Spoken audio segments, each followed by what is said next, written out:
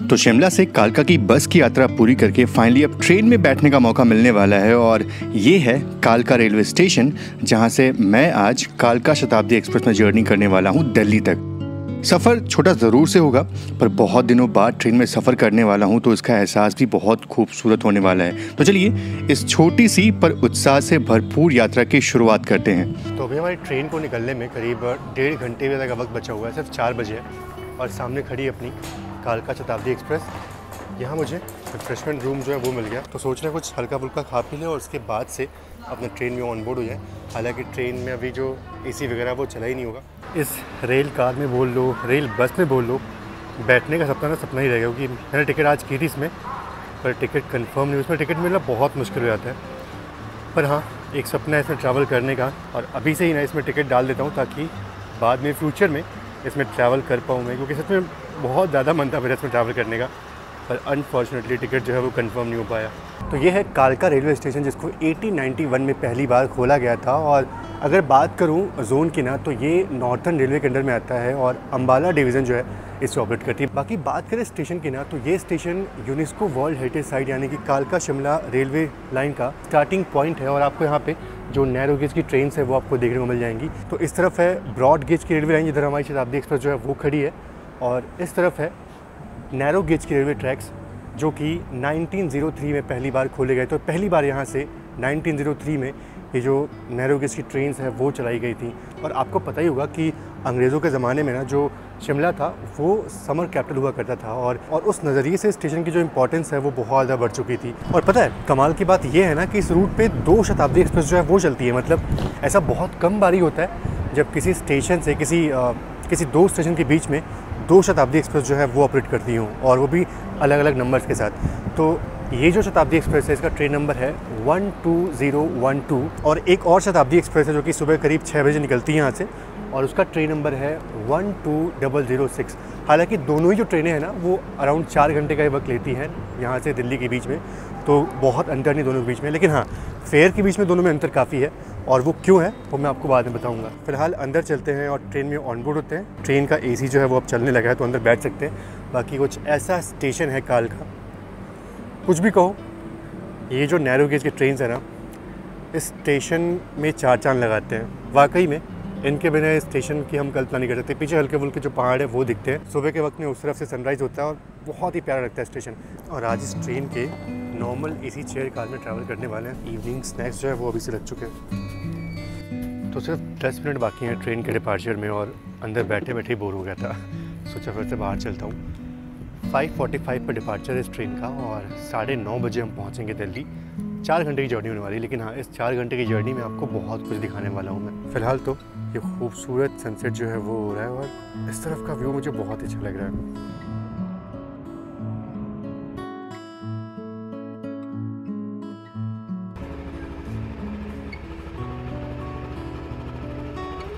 तो बिल्कुल अपने तय वक्त पे डिपार्चर होता है, और ये ट्रेन लगभग 269 किलोमीटर की दूरी को 4 घंटे 5 मिनट में पूरा करने वाली है, जहां ट्रेन के करीब 5 हॉल्ट्स होने वाले हैं।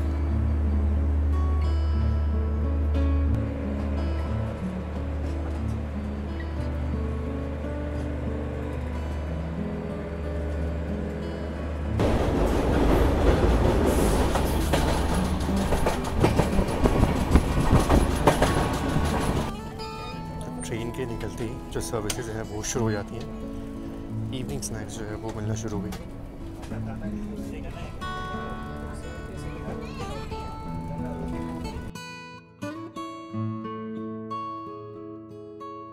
तो अभी मैं आपको ना जो प्राचीन चंडी माता का मंदिर है वो दिखाने वाला हूँ, और वो बहुत इंपॉर्टेंट है। मतलब पहले आप उसको देख लो, उसके बाद मैं इसके बारे में आपसे बात करूँगा।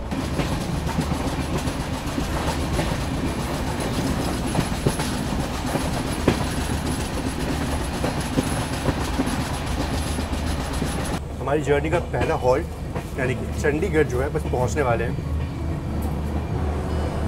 तो कहते हैं कि जो प्राचीन चंडी मंदिर जो मैंने आपको भी दिखाया ना, उसी के नाम पे इस चंडीगढ़ शहर का नाम जो है वो रखा गया था, ऐसा बोला जाता है। और बहुत दूर दूर से लोग जो है वो इस मंदिर में दर्शन करने के लिए आते हैं। तो चलिए चंडीगढ़ से इस प्राचीन चंडी मंदिर की दूरी जो है वो अराउंड 10 to 15 किलोमीटर की दूरी पे ही है।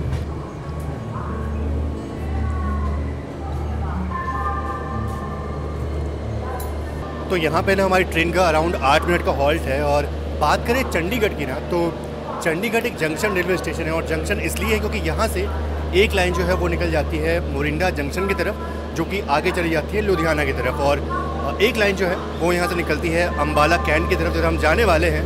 और एक लाइन जिधर से हम आ रहे हैं यानी कि कालका की तरफ से। तो तीनों लाइनें जो हैं वो यहाँ के मिलती है और इसीलिए चंडीगढ़ एक जंक्शन रेलवे स्टेशन है। बाकी चंडीगढ़ शहर के बारे में तो आप सभी लोग जानते ही होंगे।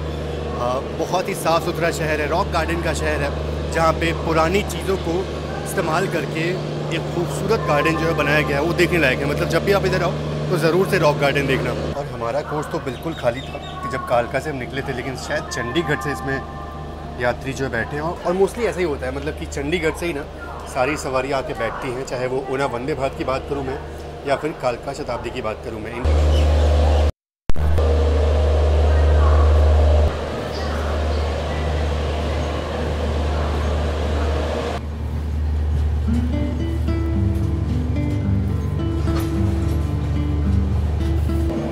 और ये मेरे ख़्याल से यशवंतपुर चंडीगढ़ एक्सप्रेस है, और जो कि अपना सफ़र जो है बस अब ख़त्म करने वाली है।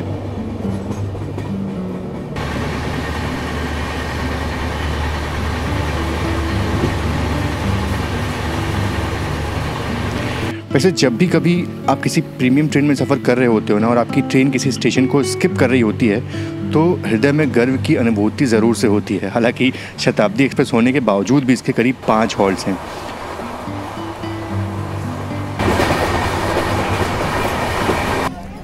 चंडीगढ़ से डिपार्चर के बाद मैं थोड़ा सनसेट लिया और उसके बाद से अंदर बैठ गया। लेकिन जैसे ही अंदर बैठा होगा, सिर्फ आधे घंटे बैठा होगा, तो अब वक्त हो गया है हमारा आने वाला है भैया।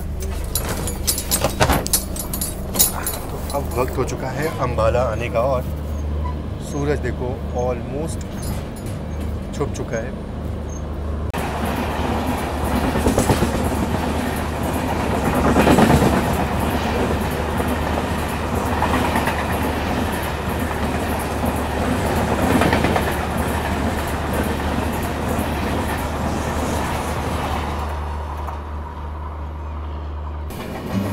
तो फाइनली अब हम आ चुके हैं नई दिल्ली जम्मू मेन लाइन पे, और इसके बाद से आपको बहुत सारे क्रॉसिंग जो है ट्रेनों के वो देखने को मिलने वाले हैं। तो हमारी ट्रेन का अम्बाला में तो अराइवल हो रहा है, उसके साथ ही साथ किसी ट्रेन का डिपार्चर भी हो रहा है अम्बाला से। अब गेस करना पड़ेगा कौन सी ट्रेन है ये। नहीं, अब बिल्कुल गेस नहीं कर सकता कौन सी ट्रेन है ये, पर लग तो नहीं शताब्दी टाइप की ट्रेन। गेस करते हैं कौन सी शताब्दी, आप लोग गेस करो। नई दिल्ली अमृतसर। यार अमृतसर से दिल्ली के बीच में कितनी सारी प्रीमियम ट्रेन चलती हैं। इस रूट पे ना भर भर के प्रीमियम ट्रेन हैं।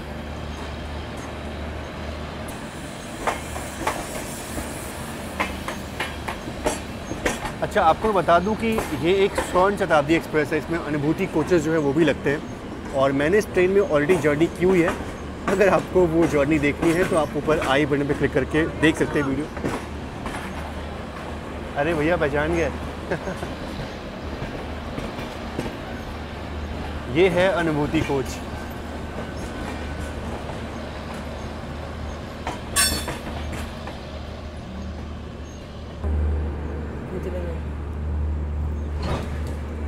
लगा रहा था। तो इसी खूबसूरत सनसेट के साथ पहुंच चुके हैं अम्बाला कैंट रेलवे स्टेशन, और ये आखिरी स्टेशन होने वाला है जहां पे आपको थोड़ा बहुत उजाला जो है वो देखने को मिल रहा है। बाकी अगर मैं बात करूं ना अम्बाला कैंट रेलवे स्टेशन की, तो ये एक जंक्शन रेलवे स्टेशन है। और जंक्शन इसलिए है क्योंकि यहाँ से तमाम लाइनें जो हैं वो अलग होती हैं। एक लाइन जिधर से हम आ रहे हैं यानी कि चंडीगढ़ की तरफ से, एक लाइन जिधर हम जाने वाले हैं यानी कि कुरुक्षेत्र और दिल्ली की तरफ, और एक लाइन यहाँ से निकल जाती है सीधे राजपुरा होते हुए लुधियाना की तरफ, जिधर हमारी अमृतसर शताब्दी जो वो जा रही थी। तो मेनली जिन ट्रेनों को अमृतसर जाना होता है, जम्मू जाना होता है, वो उसी लाइन से जाती हैं। अच्छा, एक और लाइन है जो कि यहाँ से सहारनपुर होते हुए बाकी मुरादाबाद और फिर बरेली, जिधर से हमारी बेगमपुरा एक्सप्रेस जो है वो आती है। तो ये सारी लाइनें जो है वो यहाँ के मिलती हैं और इसीलिए अम्बाला कैंट एक जंक्शन रेलवे स्टेशन है।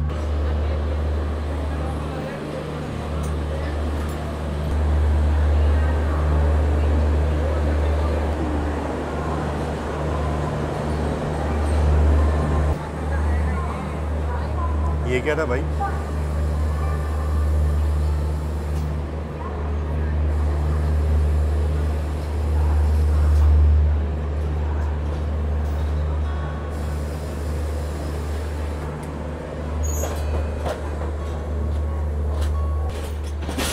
और ये जो आप लाइन देख रहे हैं ना, ये लाइन निकल जाती है सहारनपुर की तरफ।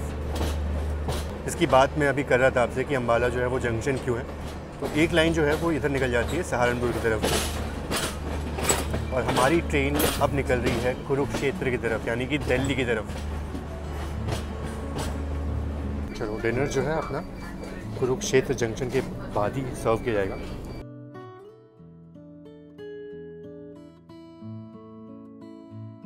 तो फाइनली पहुंच चुके हैं कुरुक्षेत्र जंक्शन और कुरुक्षेत्र को ना मतलब एक तरह से धर्म स्थल जो है वो बोला जाता है, क्योंकि यहीं पे धर्म की स्थापना हुई। धर्म का ज्ञान मिला था अर्जुन को भगवान श्री कृष्ण से। और जिनको महाभारत के बारे में थोड़ा बहुत ही पता हो उनको ज़रूर से पता होगा कि यही वो भूमि थी जहाँ पे जो महाभारत का युद्ध था वो लड़ा गया था और धर्म की स्थापना हुई थी। बाकी बात करें कुरुक्षेत्र की ना, तो ये एक जंक्शन रेलवे स्टेशन है और जंक्शन इसलिए है क्योंकि यहाँ से एक लाइन जो है वो निकल जाती है नरवाना जंक्शन की तरफ, जहाँ से जाखल और जिंद की तरफ लाइनें जो है वो अलग हो जाती हैं। तो इसीलिए कुरुक्षेत्र एक जंक्शन रेलवे स्टेशन है। और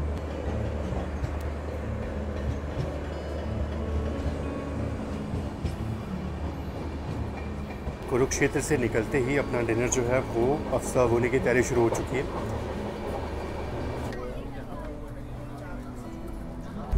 तो फिलहाल मैं आ चुका हूँ C1 कोच में, क्योंकि मेरा कोच जो था ना वो थोड़ा भरा हुआ था और जो मेरी सीट थी ना मिडिल सीट थी, दोनों तरफ पैसेंजर्स थे और मुझे थोड़ा ऑड लगता है, मतलब ऐसे फूड रिव्यू नहीं कर पाता हूँ मैं। तो कुछ इस तरह से जो पैकेजिंग है वो होती है, बिल्कुल नॉर्मल सी पैकेजिंग है, ऐसे बहुत हाई फाई कुछ नहीं है। और अब देखिए इसमें क्या क्या मिला हुआ, मटर पनीर कढ़ाई पनीर लग रही है मेरे को तो ये। और दाल जो है वो दी गई है, राइस है, चपाती है और कर्ड जो है वो मिल जाती है। तो ये सारी चीज़ें मिलती हैं आपको डिनर में।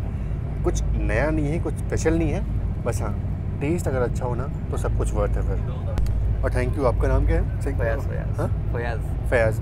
तो फयाज़ भाई का बहुत बहुत थैंक यू यार। ये कर्नाटका से हैं और ट्रैवल कर रहे हैं और इन्होंने अपनी सीट जो है मुझे दे दी, मतलब ये सीट खाली थी तो उन्होंने मुझे फूड रिव्यू करने के लिए सीट जो दे दी, तो थैंक यू। बात करूँ अगर पनीर की, तो पनीर मुझे उतना अच्छा लगा नहीं, थोड़ा सा अजीब सा टेस्ट है। नहीं पनीर में उतना मज़ा नहीं आया मुझे, मतलब थोड़ा अजीब सा लग रहा है। बट दाल बहुत अच्छी है, ऑनेस्टली दाल बहुत अच्छी है। तो अगर ओवरऑल टेस्ट की बात करूँ तो पनीर जो है वो थोड़ा सा मुझे अजीब लगा, बाकी दाल जो है वो बहुत ही अच्छा है। तो डिनर जो है वो ठीक ठाक लगा मुझे। बाकी हाँ, अगर मैं बात करूँ तो 2 शताब्दी एक्सप्रेस जो है वो चलती है कालका और दिल्ली के बीच में, एक भी है 12006 और एक हमारी वाली। तो बात करूँ सुबह वाली शताब्दी के बारे में ना, जिसका ट्रेन नंबर 12006 है, उसमें जो नॉर्मल चेयर कार का फेयर है वो अराउंड 690 रुपीज़ है। इसमें आपको 125 रुपीज़ जो पे करने पड़ते हैं केटरिंग चार्जेस के लिए, और उसमें आपको मॉर्निंग टी और ब्रेकफास्ट जो है वो मिल जाता है। और बाकी अगर बात करें इस ट्रेन की ना, तो इस ट्रेन में आपको 840 रुपीज़ जो है वो पे करने पड़ते हैं नॉर्मल चेयर कार के लिए, जिसमें 275 रुपीज़ जो है वो केटरिंग चार्जेस है। और इसमें आपको मिलता क्या है? इसमें आपको मिलता है इवनिंग स्नैक्स और उसके बाद ये जो डिनर है रात का वो मिलता है। तो इसलिए जो डिफरेंस है वो आपको यहाँ पे देखने को मिल रहा है। पता नहीं क्यों डिनर का जो कॉस्ट है वो शायद ज़्यादा उन्होंने कर दिया है, इसलिए 275 रुपीज़ रखा है इसका केटरिंग चार्जेस। उसका ब्रेकफास्ट और मॉर्निंग टी 125 रुपीज़ और इसका इवनिंग स्नैक्स और डिनर 275 रुपीज़। तो ये थोड़ा ज़्यादा है, तो इसलिए इसका फेयर जो है वो ज़्यादा है उस सुबह वाली शताब्दी एक्सप्रेस की तुलना में। बाकी चलो जल्दी से फिनिश करता हूँ उसको। दाल अच्छी लग रही है मुझे, तो दाल में फिनिश करने वाला हूँ।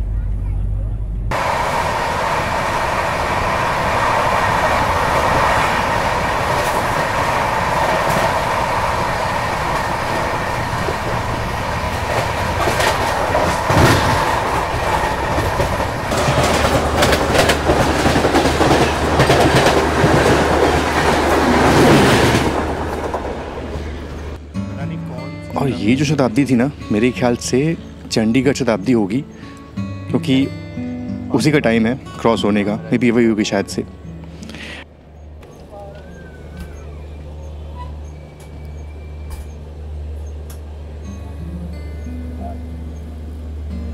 अच्छा, बात करूँ पानीपत की ना, तो ये एक जंक्शन रेलवे स्टेशन है। और जंक्शन इसलिए है क्योंकि यहाँ से जिंद और गोहाना मतलब रोहतक की तरफ लाइनें जो है वो निकली हुई है। अच्छा, एक और चीज़, पानीपत जो है वो अपने टेक्सटाइल के लिए बहुत ज़्यादा फेमस है। यहाँ पे उच्च क्वालिटी के जो ब्लैंकेट्स होते हैं ना, उनका प्रोडक्शन जो वो होता है।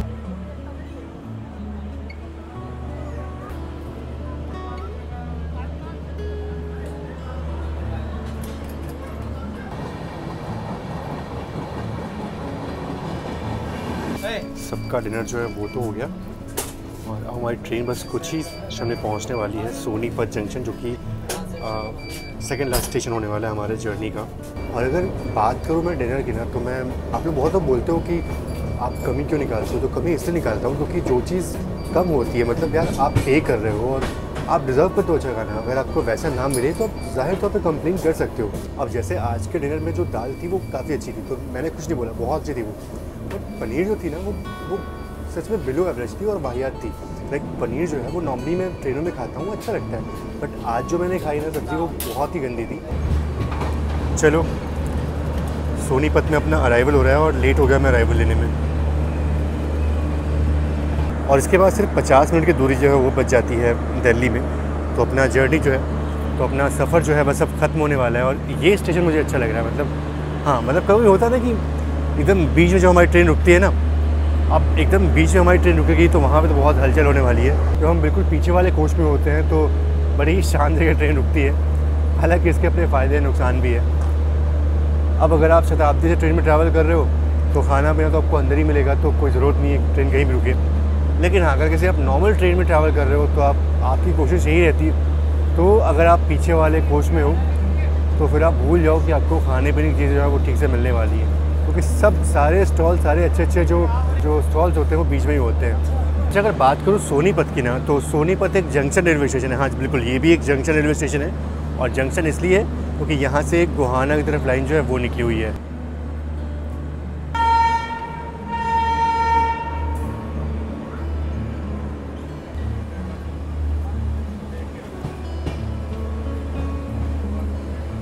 अच्छा, ये तो मैंने आपको बताया ही नहीं कि जो सोनीपत है ना, ये एक एक्सपेरिमेंटल हॉल्ट है। मतलब ये रेगुलर हॉल्ट नहीं इस ट्रेन का। पिछले महीने से ही इस ट्रेन को यहाँ पे हॉल्ट जो है वो दिया जा रहा है, तो ये एक्सपेरिमेंटल हॉल्ट है। और बाकी यहाँ से नई दिल्ली की दूरी जो है वो अराउंड 44 किलोमीटर की है, तो आराम से ये ट्रेन 50 मिनट के अंदर ही ये डिस्टेंस को जो है वो कवर कर लेगी और मेरे ख्याल से बिल्कुल ऑन टाइम या जब बिफोर टाइम नई दिल्ली पहुँच जाएगी। बाकी ट्रेन के खाने पीने के बारे में तो मैंने आपको बता ही दिया था। अगर बात करूँ साफ़ सफाई की है तो ट्रेन ठीक है, साफ़ सुथरी है। वॉशरूम भी काफ़ी क्लीन थे। वॉशरूम में आपको दिखा नहीं सकता क्योंकि बहुत लोग जो है वो डिनर और लंच करते वक्त वीडियोस देखते हो, तो मैं ज़रूरी समझता, बस हाँ समझ जाओ, वॉशरूम बहुत ही क्लीन थे। और अगर बात करूँ ऑक्यूपेंसी की ना, टिकट अवेलेबिलिटी की ना, तो ये बिल्कुल भीषण महीना चल रहा है। मतलब इस समय ना ट्रेनों में टिकट मिलना बहुत ज़्यादा मुश्किल होता है। तो ऐसे में मुझे टिकट जो आराम से मिल गई। मैंने वेटिंग 4 या 5 लिया था जो कि आराम से कंफर्म हो गई, तो 2 दिन पहले मैंने वेटिंग लिया और टिकट जो है कंफर्म हो गई। और मेनली कालका शताब्दी को जो फॉरेनर्स होते हैं जिनको शिमला जाना होता है वो बहुत प्रेफर करते हैं इस ट्रेन को। बाकी नॉर्मल जनता को उसमें टिकट जो है आराम से मिल जाती है। हाँ, लेकिन जो सुबह वाली शताब्दी है ना, उसमें टिकट मिलना थोड़ा मुश्किल होता है इन कम्पेयर टू शाम वाली में। शाम वाली फिर भी टिकट आपको मिल जाती है, अगर आप 5 दिन पहले भी करोगे तो भी आपकी टिकट जो है वो कन्फर्म हो जाएगी। लेकिन सुबह वाली ट्रेन में गारंटी बिल्कुल नहीं होती, क्योंकि उसमें वेटिंग बहुत हाई रहती है और लोग ज़्यादा उसको प्रेफर करते हैं। फाइनली अपना अराइवल जो है वो नई दिल्ली में हो रहा है। और टाइम की बात करूँ तो 9:57 हो गया, थोड़ा सा लेट हो गया हमें पहुँचने में।